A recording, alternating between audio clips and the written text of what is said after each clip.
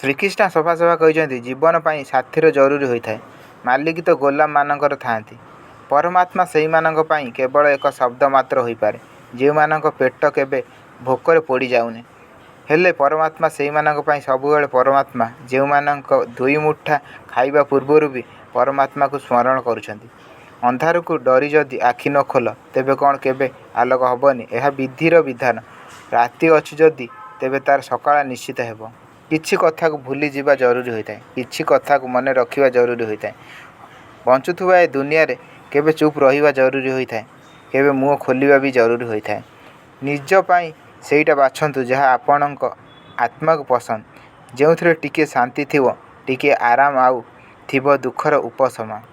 ଅନ୍ୟମାନଙ୍କୁ କ୍ଷମା କରିବା ମୁସ୍କିଲ ହୋଇଥାଏ, ସବୁଠାରୁ ଅଧିକ ମୁସ୍କିଲ ହୋଇଥାଏ ନିଜକୁ କ୍ଷମା କରିନେବା।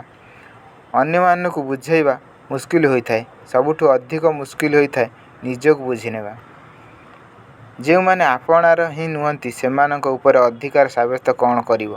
ଯେଉଁମାନେ ସମସ୍ୟାକୁ ବୁଝିପାରିବେନି ସେମାନଙ୍କୁ ଯନ୍ତ୍ରଣା କ'ଣ ବତେଇବ? ପ୍ରକୃତି ବୁଦ୍ଧିର ସଂକେତ କେବଳ ଜ୍ଞାନ ନୁହେଁ, ନିଜର କଳ୍ପନା ବି ହୋଇଥାଏ। ଆଉ କଳ୍ପନା ହିଁ ଜୀବନକୁ ଅତ୍ୟନ୍ତ ସୁନ୍ଦର ବନେଇଥାଏ। କେତେ ଭଲ ଲାଗିଥାଏ ପର୍ବମାନଙ୍କର ଆଗମନ, ରଙ୍ଗମାନଙ୍କର ସାଜସଜ୍ଜା ପ୍ରତ୍ୟେକ କଣକୁ ପ୍ରୋତ୍ସାହିତ କରିବା। ଜୟ ଶ୍ରୀକୃଷ୍ଣ।